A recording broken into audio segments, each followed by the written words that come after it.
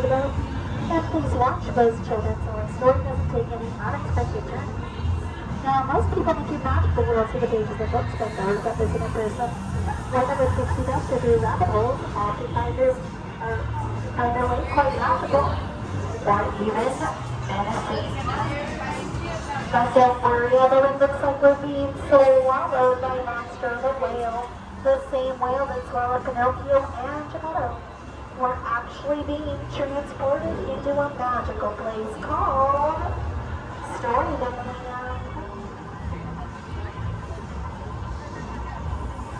Of course, our story starts with once upon a time. It begins with a big bad wolf. He's always after those three little pigs, and luckily they live in those three little houses, one made of straw, one made of sticks, and one made of 100% wolf-proof bricks. But now our story takes a strange turn, for on the left is the charming English village of Alice. One golden afternoon, she follows a white rabbit down the rabbit hole, and fell down into Wonderland. Now in the center of the canal is London Park, which Winnie, John, and Michael flew over, following Peter Pan on their way to Never Never Land, where you never have to grow up. Ahead is Agrabah, city of mystery and enchantment, where the street rat Aladdin first met Princess Jasmine, and he stole her heart. Although they came from two very different worlds through the power of true love and a little help from a genie, they were married and now live in the Sultan's palace.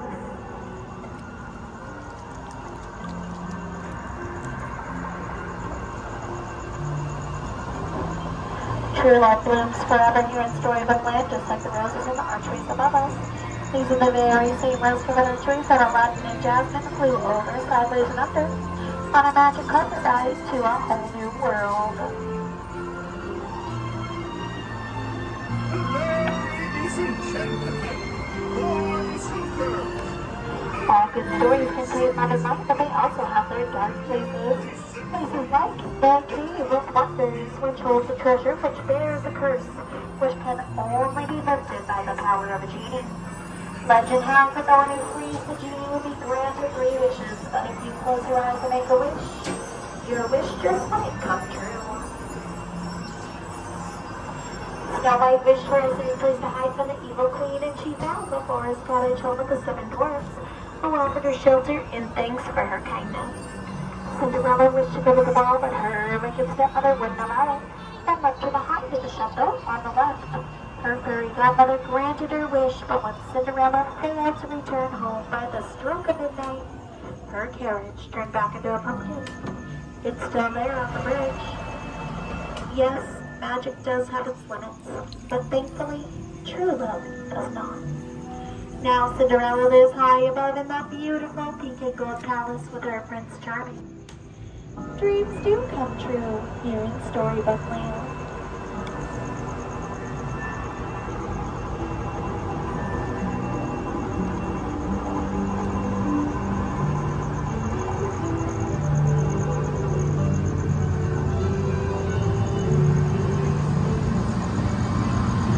While some dream of happily ever after, others dream of drifting off to sleep on hills of golden flowers, just like the patchwork quilt on our left, inspired by the 1933 Silly Symphony in Lullaby Land. There's magic everywhere here in Storybook Land, even in the tiny trees, which will never grow up thanks to an enchantment by Tinkerbell. It's one of the many reasons why this is a favorite place of that master storyteller himself, Walt Disney.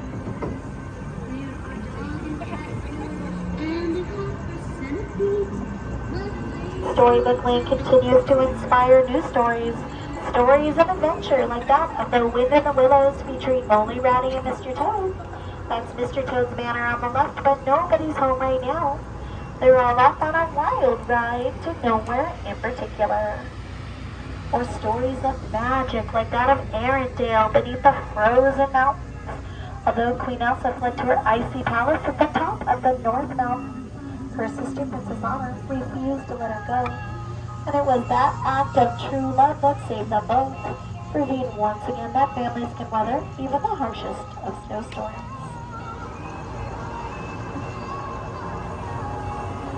Now beneath the Matterhorn is the Alpine village where Geppetto wished upon a star for Pinocchio to become a real boy after Pinocchio saved them from the belly of Monstro the whale.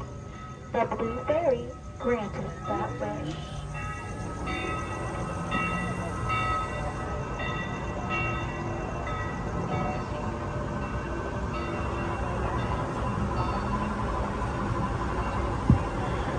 Geppetto's wishes, like so many others made of fairy tales, like the one about a little mermaid named Ariel, who followed Prince Eric to the castle on the right.